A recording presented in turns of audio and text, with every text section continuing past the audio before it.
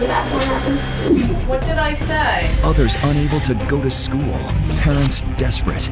It all seemed so hopeless. The teenager who has to practice going to school again when the halls are empty. Will she ever make it back?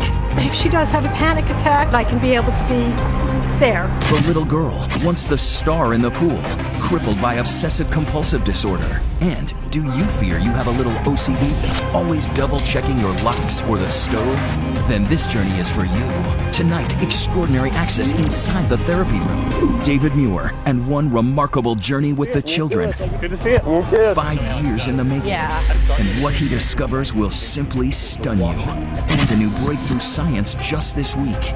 Tonight, the children who break away from their fear. Hi, David. David, I did it. Come a long way. Right before your eyes.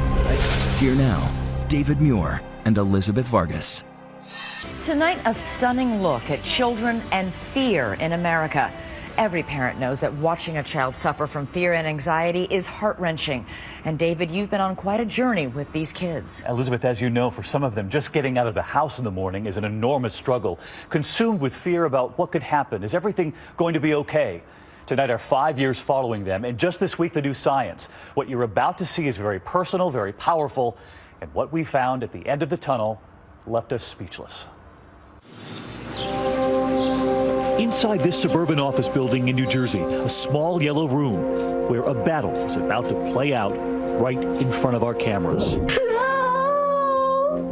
15-year-old Bridget looks like your typical teenager on the outside, but inside, she is wrestling to break free from unimaginable fear.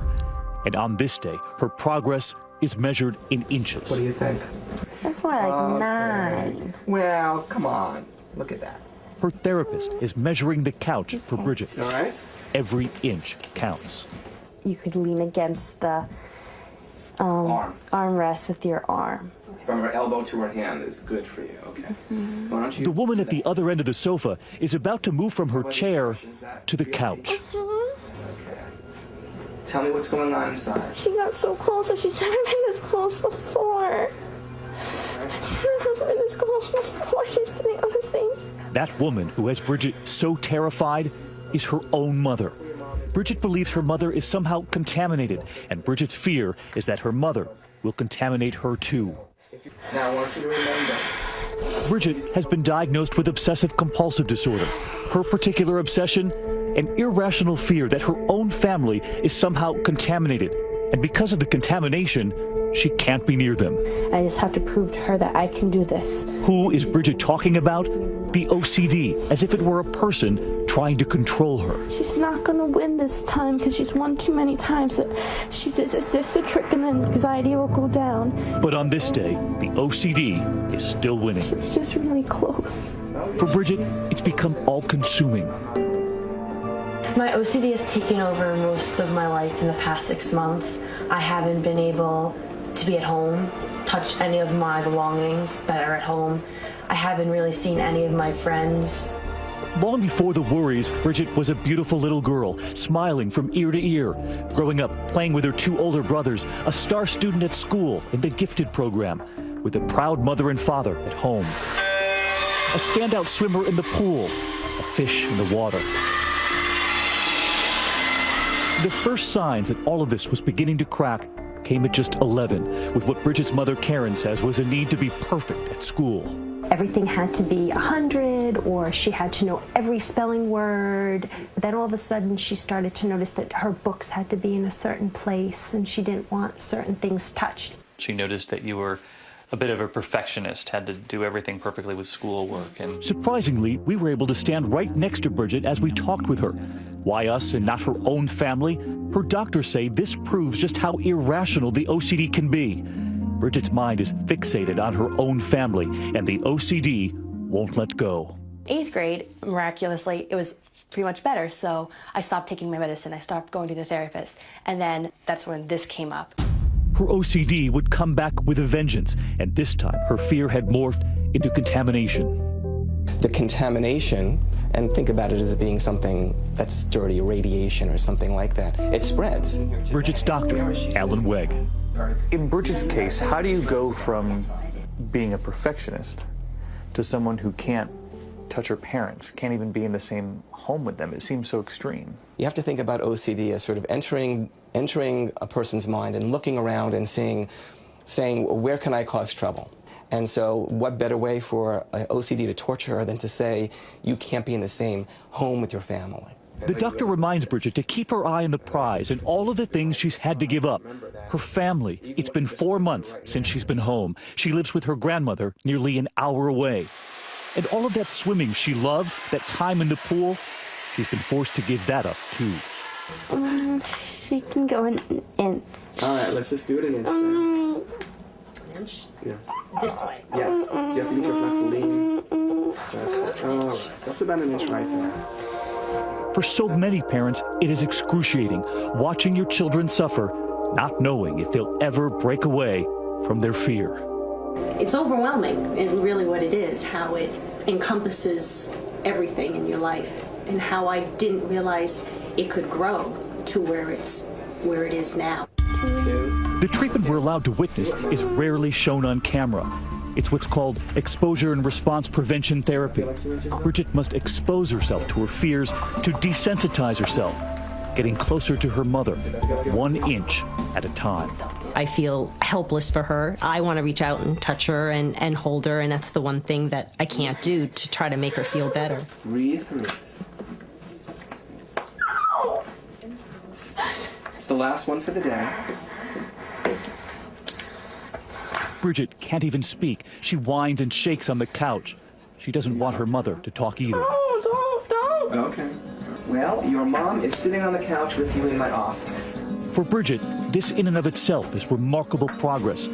During her last visit, her mother couldn't even sit on the couch at all. It's the trick of the brain, pretty much. It's like my mom just sitting on the couch. It's no big deal.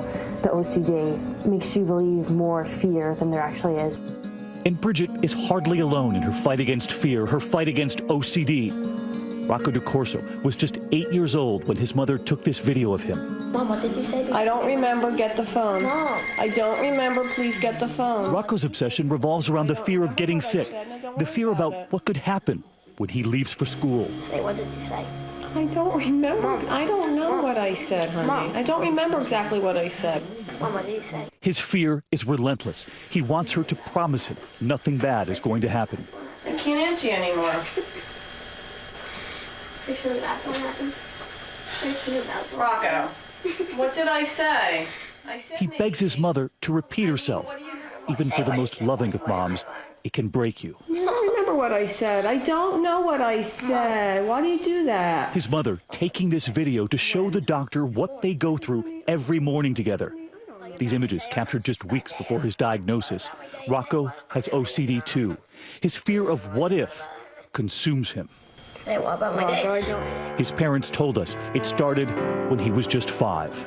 I'll never forget going to a carnival. He was on a merry-go-round crying. Like, you're supposed to have fun. Why is this kid crying? Even now, with times when he asks the questions, it's really hard to have the patience. I mean, you know, we try, and sometimes you're like, get over it, knock it off already. Yeah, you know what you have to do. Honey, I don't know what you're saying. I don't remember what I said about the day. You'll have a great day. Why do you do this? I said a couple things. The difficult part when he was 5 years old. He says, I can't live like this no more. Coming from a 6-year-old saying, I can't live like this. I really live with God. And don't worry, Mommy, Daddy, I'll look down after you. That's tough. His parents tormented, watching their little boy struggle to get past his anxiety. All of this worry, and on this morning, Rocco hasn't even left for the school bus yet. Go. Goodbye. We met Liz Mickingvale, too. For her, it's a struggle just to get out of bed for school. Just 15 when she was diagnosed, her obsession is being clean. Every part of my hands. Scrubbing herself until her skin is raw. And just one round of it is never enough. I have to do it again all over because I feel like my hair touched the side of my arm, which my arms are all contaminated. So, I mean, this is just the beginning. So frustrated, some mornings she punches holes in the wall. Even with all of this washing, Liz still has to take a shower and pick out her outfit. Some of these various shirts on this side are contaminated. This gray one is. It takes several hours, even on a good day, just to get out of the house. Actually, I have to wash my hands again because I accidentally touched the side of that shirt, so aggravating.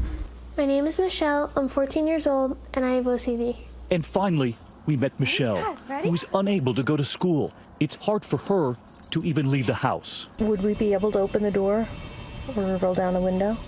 When we come back, what or whom is Michelle so afraid of? And later, that little boy, Rocco, so consumed by his fear. Tonight, the breakthrough science we learned about just this week and the new tools every family can use right now to help erase the fear. So 5 years ago, you thought you had a game changer. Now you're convinced you do. It's giving real hope to millions of children who before had no hope.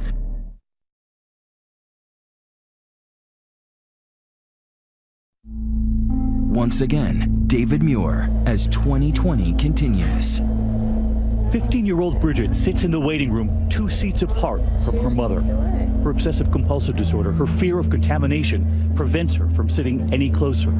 You'll remember the last time they worked the entire time on simply sitting on the same couch. Oh, don't. Okay. Karen has not been able to hug her own daughter for months now, and it's Bridget who's in the driver's seat.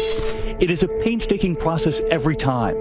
It's taken 7 full therapy sessions just to get this far down the couch. Her mother slowly moving her body closer. All is going well until her mother reaches for her purse to pay the therapist. No, it's too long. He don't hate. Bridget is afraid getting close to that purse will contaminate her. Bridget tells the doctor she's done. And outside, she shows us how even leaving together is not easy. Now she has to come out and I close the door, because if she touches the door, then I can't touch the door anymore. All of this is irrational, and Bridget, like so many children with OCD, knows that. But she's still afraid that her mother and the rest of her family at home is contaminated, and Bridget refuses to go there. Her mother is about to drive her nearly an hour away back to her grandmother's. Remember, that's where Bridget now lives instead. I can't put my feet and my shoes on the ground, so I take them off and then put them on top. And then I sit sideways. For Bridget, everything is complicated, even the simplest of things like getting into the car. She takes off her shoes because they can't touch the floor of the family car. So I can't be too close to her. Before I used to have to sit on my feet and they would become numb. While inside another car, another mother and her daughter in their own relentless fight against OCD. What are you trying to tell your OCD?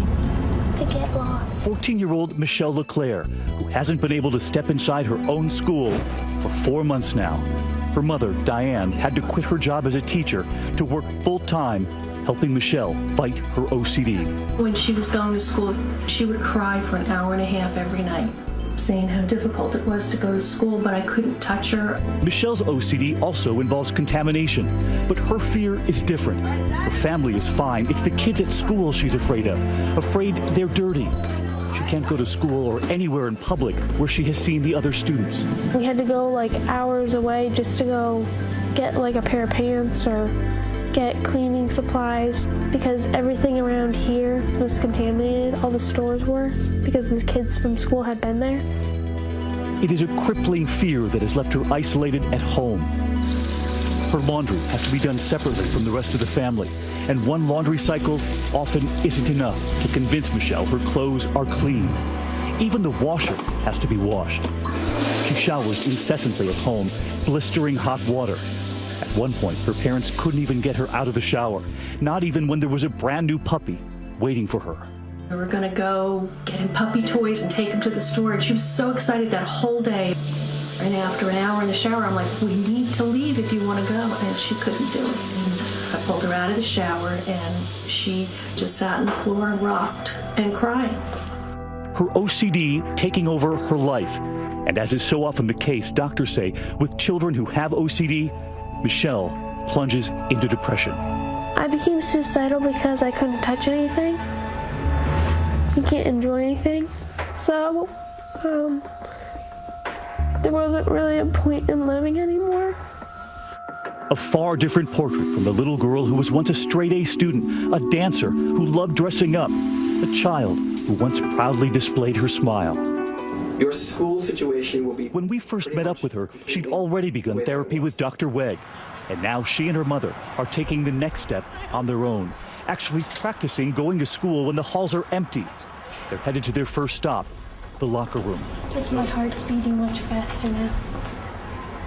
And then slowly touch the door frame and then do the door handle. The doctor has told Michelle to touch what she's afraid of, what's dirty, and then to touch her own skin to prove to herself that there's nothing to be afraid of.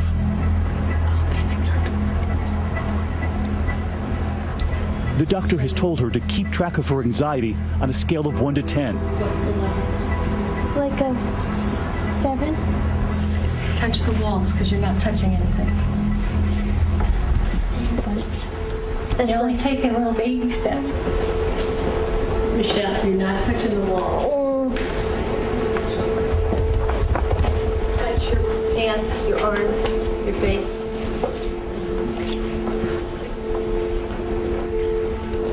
I'm like contaminating myself so that no part of me is considered like clean. Right now, if you could do anything in the room, what would you be going to do? Leave. Take a shower. With the locker room now barely conquered, the next battleground, gym class. It's been 5 months since she stepped foot inside this gym. Can you go over and touch the basketball? You want to hit me? Yeah. Now you know kids touch that, right? What does it feel like? Like the germs are like coming into me and like going through my blood. Her full-time coach, her mother, taking careful note of her progress. I'm very proud of what you did. You touched the walls, you sat in the bench. A proud mother and her daughter leaving school after their own gym practice. While back in the therapist's office, Bridget is about to take a huge step too. It's been 8 sessions, nearly 8 hours of intense therapy with Dr. Weg, and she still has not allowed her mother to touch her. It's been months since mother and daughter have hugged. All right, that's pretty good. Bridget and her mother grasp a small wand between them. This is huge. Bridget, find your center. Show her who's boss. Do it, do it, do it. Just stay with it. Just hold on. This is the first time Bridget has touched her mother in 4 months. Bend your fingers. All of my fingers? Yes. There it is. That feels really good. No, it doesn't! It's very difficult for parents to come in and not believe that they've done something wrong, that their kid has all these fears and these strange and bizarre fears. What did I do wrong? Once her fear subsides, the doctor pushes Bridget to hold that hand again. Let's have the hand back then. Good for you. Good for you, boy. Okay. And as we were about to learn, Bridget's OCD fight is far from over. What was it that led to this? And we wondered, what's really going on here? When we come back, how often do you do this? Check the locks, check the stove more than once. Tonight, what these MRIs will show you. Doctors can literally see the anxiety. And what the new science is now revealing for anyone who ever thought they might have a little OCD. And Michelle, who tested the locker room, the gym, we're there for her first day back to school. And what we revealed to her mother that had her in tears when we come back.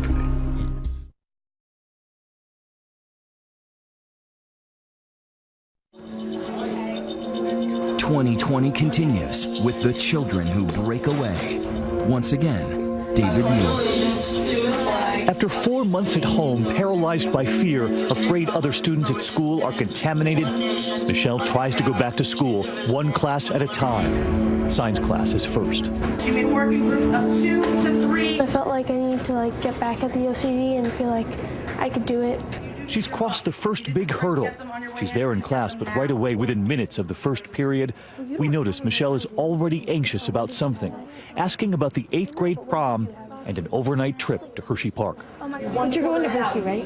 It's a trip that is still 2 months away, but she can't imagine an overnight trip away from home. She's just trying to get through a day at school, science, shop class, and lunch in the chaotic cafeteria.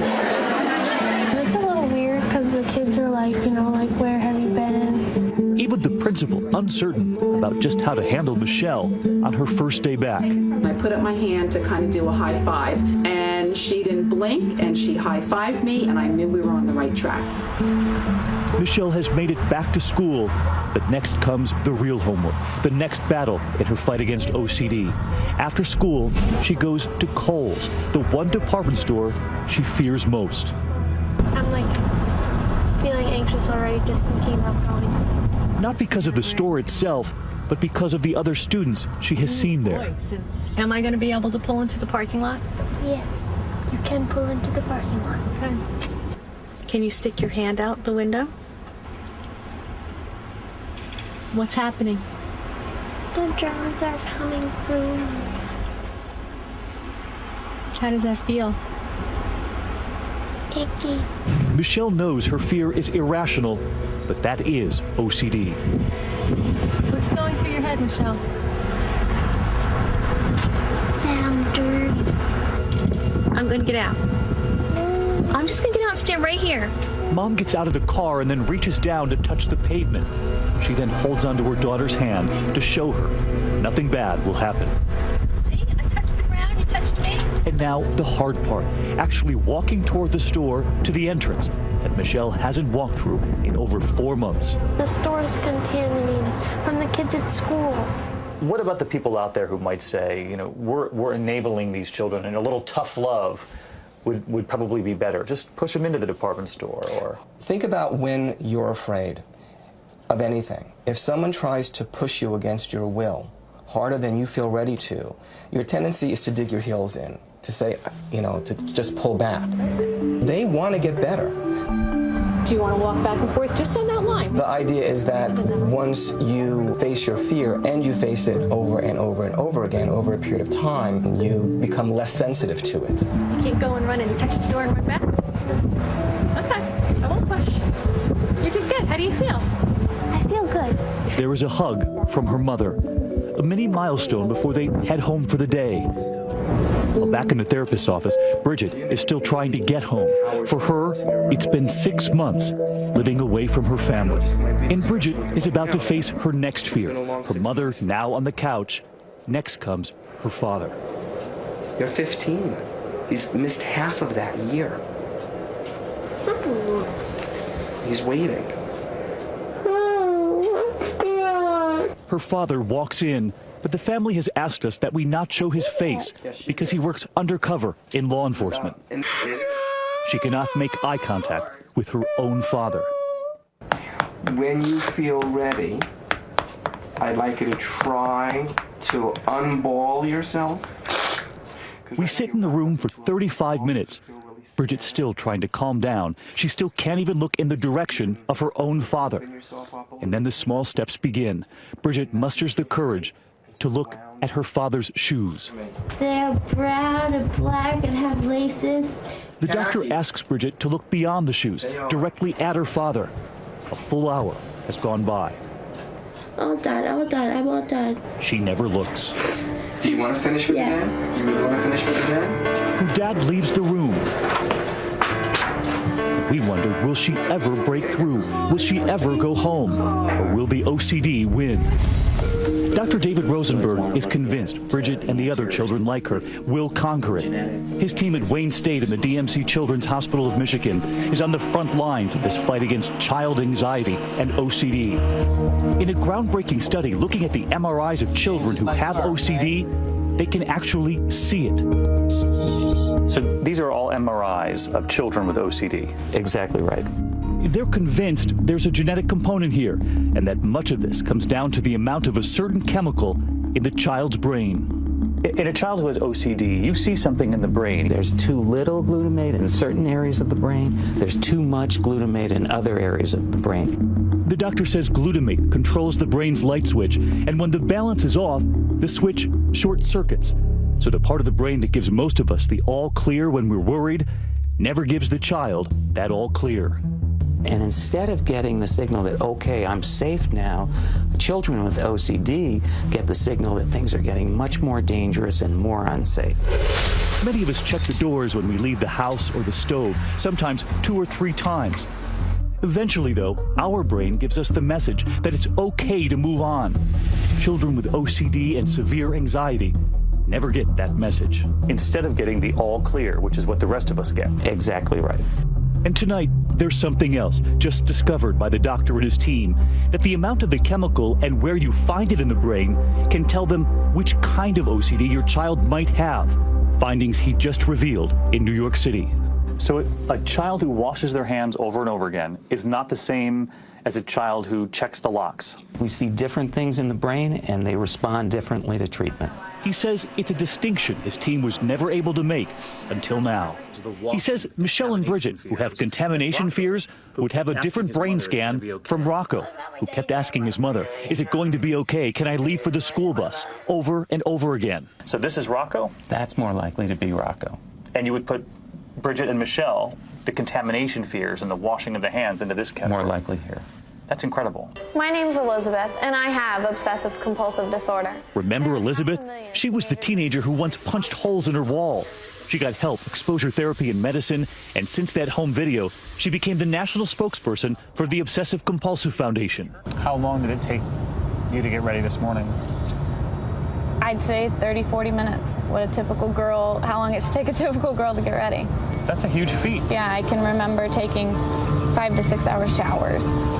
And if she could do it, we wondered, what about Rocco? During our 5-year journey, we've checked in with him. One visit took us to New York's Central Park.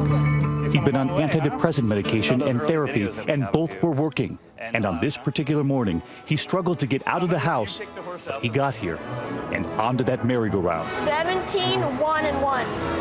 17-1-1? He boasts of his baseball team's record, but his parents know the biggest victory was just getting him here. After all those mornings, couldn't get him out the front door. Go, goodbye. Even for Rocco, thinking back is painful.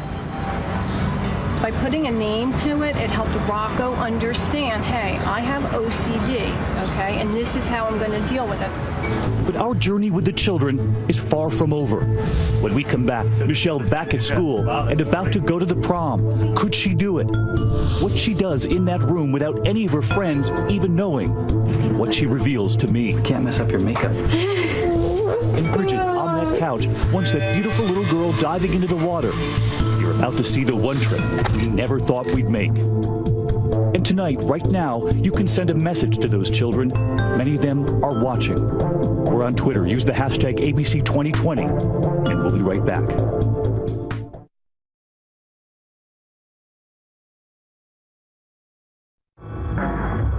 We continue with more of 2020.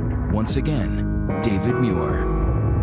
Bridget has now reached her final hurdle, her own father. Last time, she couldn't even look at him. Can you follow my hand over to your dad? Good.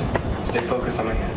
On this day, she gets closer, much closer, touching Dr. Wegg's hand, and he is touching her father. Catch your breath. Stay focused. Go ahead. And then, Bridget touches her father herself. Good. The first time in 6 months. It's hard. These are her last steps before Bridget decides she can finally try to go home. The next session, and Bridget sits between her parents on the couch. She's about to move toward her father. That's nice. He's helping you out. And finally, an embrace. Hey, buddy. Hey, buddy. Hey, buddy. This was undoubtedly her biggest breakthrough yet as she tries to get home. While for Michelle, the biggest challenge is that trip away from home, that 8th grade prom, an overnight trip with some of those same students she once feared. Hi. How's it going? Getting ready for the prom? Yep. So this is the fancy dress. Wow, that's pretty. She's proud of her dress, proud of being here. And her friends, they're proud of Michelle. She has kept her OCD a secret until now. She told me that she had like a disease where she was kind of afraid of what might happen to her if she like came into contact with other people. But as her friends get ready in that room, they have no idea that on the inside, Michelle is still fighting that OCD. You don't do school activities. Nope. So this is a big deal. You know, sleeping in a bed that's not mine. Not being with family, you know. So, I mean, it's different. A lot of people might think, well, that's just being a little homesick, that everybody gets that. Yeah, but I think for me, because I've been with family for just 4 months straight, it's harder for me to let go. And you're feeling it already. Do you feel badly because you've left them? I guess. But I know it's what my mom and my dad want me to do. So you're doing this in part for them. We can't mess up your makeup. As the girls assemble in the hallway getting ready for the ballroom, Michelle shares the anxiety that is now creeping back. I mean, I'm so worried that the OCD is going to pick on something and then I'm going to have to obsess over it. She has already quietly tested the bed by sitting on it, just to prove to herself that a bed where strangers have slept won't make her dirty. Just like she tested that gym locker long before, and that walk through the Kohl's parking lot. But this time she was testing herself, without her mom, without her coach. You did that on your own as your friends were in the room. Mm-hmm. Do you think they even knew that you were trying? No, probably not. I think they're knocking for you. Her friends are waiting. That prom is about to start. And just outside, just out of sight, Mom waits as well, just in case. I don't want anybody to see me because I don't want her to feel bad. But I need to be close enough that if she does have a panic attack or if she can't do it, that I can be able to be there. When we come back, we search for Michelle at the prom. What will we find out on that dance floor? While back at Bridget's house, where she is finally home, we were not expecting what happened next.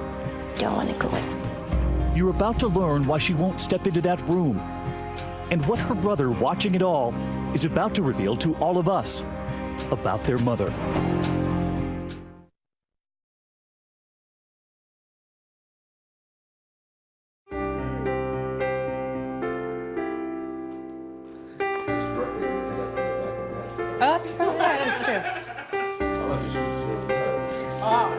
After spending nearly half a year living away from her own family, Bridget is finally back. And so is that trademark smile she so often flashed as a little girl. So now I can touch my mother, my brother, and my father, and I'm living back at home. So I guess it's pretty much full circle. Sharing a meal with the same family that she was once so terrified of, terrified that they would contaminate her. She takes us to a room. So I do my schoolwork on the floor here, just here, and then I sleep here. I can't actually use a blanket because I don't know who has used the blankets before. And Bridget, every day, remembers Dr. Wegg's words. You have to face your fears. It's flying into the darkness. But flying into the darkness still isn't as easy as it sounds. She takes us through the house to the doorway of the den, where she stops.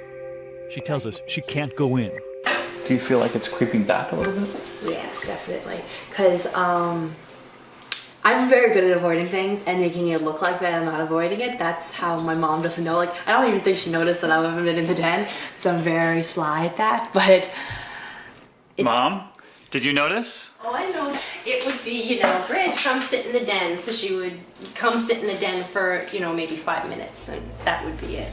Now, Bridget admits she can't make herself go into the den at all. It is a major step backwards. Do you sense pressure from other parents who might say, why don't you just make her go in there? Because I've tried that. She just breaks down completely when she's not ready. And that's a horrible thing to see someone, go through. We notice her brother sitting in the den. He knows his sister is still tormented by fear. I'm curious what goes through your mind as you're watching your siblings struggle through this. We know that this isn't her fault. I think that there's probably a point when she thought that we were blaming her for this, and that's definitely not the case. He told us he's proud of his sister, and he's about to reveal something about his mother. How proud of her he is too. Do you feel sorry for your mom at all, given what she's been through? Well, I always knew, if anyone ever asked me, I'd say that my mom's the nicest person in the world, and I'd, stake my life on that. And it's definitely a difficult process for her, and I think she's a great woman, and I'm glad she's my mom. That's really nice. Thacker, come here. The whole family taking it one day at a time, all for Bridget. Hey, y'all. While for Michelle, that time has arrived, that prom she so feared. We snake our way through all of those kids looking for the 14-year-old who once couldn't get out of her own house, the teenager who couldn't step inside her own school.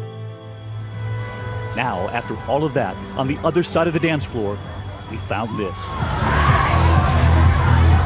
Michelle dancing with her friends. And just outside, her mother out of sight, wondering if her daughter is out of the woods. How's she doing? She's tearing up the dance floor. No, really? She's on the dance floor. Oh, that's a big thing for her. Big smile. Oh.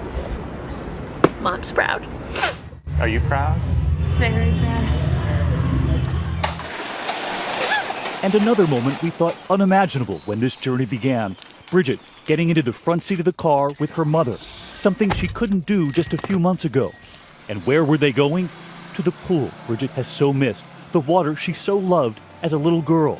We are about to try it again. You ready? I'm ready. Bridget told us it's hard to believe she's here. What are you going to show me, the butterfly? I'll show you some butterfly, yeah. Show me how it's done. Yeah. We were there the day you told Dr. Wegg that you were going through this therapy so that you could swim again. And we're here. Yes, we are. Should I time you? Nah. That wouldn't be fair. No, we're not. We watched. She was off.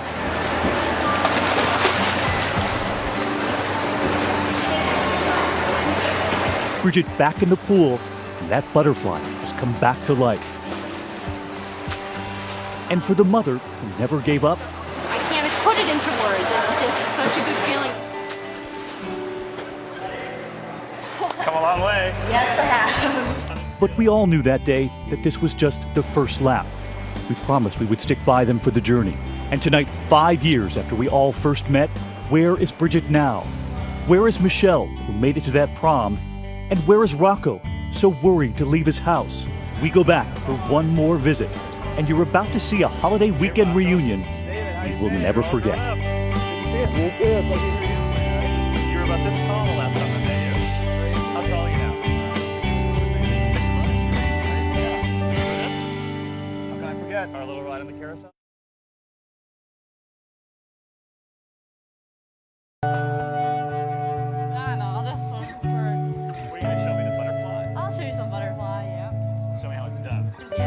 This whole journey began 5 years ago, with children consumed with fear. 9 million of them suffer from anxiety in this country. Rocco, who couldn't leave his house at 8, who we got to the merry-go-round at 12 years old. It wasn't easy, but he made it. And just days ago, years after this journey began, we went back to that same carousel in New York Central Park. Hey, Rocco. David, how you been? You're all grown up. Good to see you. You too. It's like we were here yesterday, right? He got me a ticket this time. How you doing, Rocco? We remembered the last time I took a ride with Rocco, still a boy, filled with angst. He got his mind off of it, talking Little League. 17-1-1. 17-1-1? 5 years later, we are talking about triumph. And what do you hope to be one day? I want to become a psychologist and help kids like I was, you know? You're going to help that little guy? Help the little Rocco type guy, yeah, you know? I can speak from experience. I got my license in November. Rocco, once so afraid of that school bus, now driving on his own. So the school bus used to psych you out, but now you can drive in New York City. That's a huge hurdle. You've got the prom next week? This Friday coming up. The camera rolling with Rocco in his tux, putting on his bow tie. And Bridget, who we once got back into the water, tonight she's back home with her family for the Memorial Day weekend, having just finished her sophomore year at Johns Hopkins University. She's now studying molecular biology. Hi, David. Just came back from school. It's nice to be home and actually be comfortable.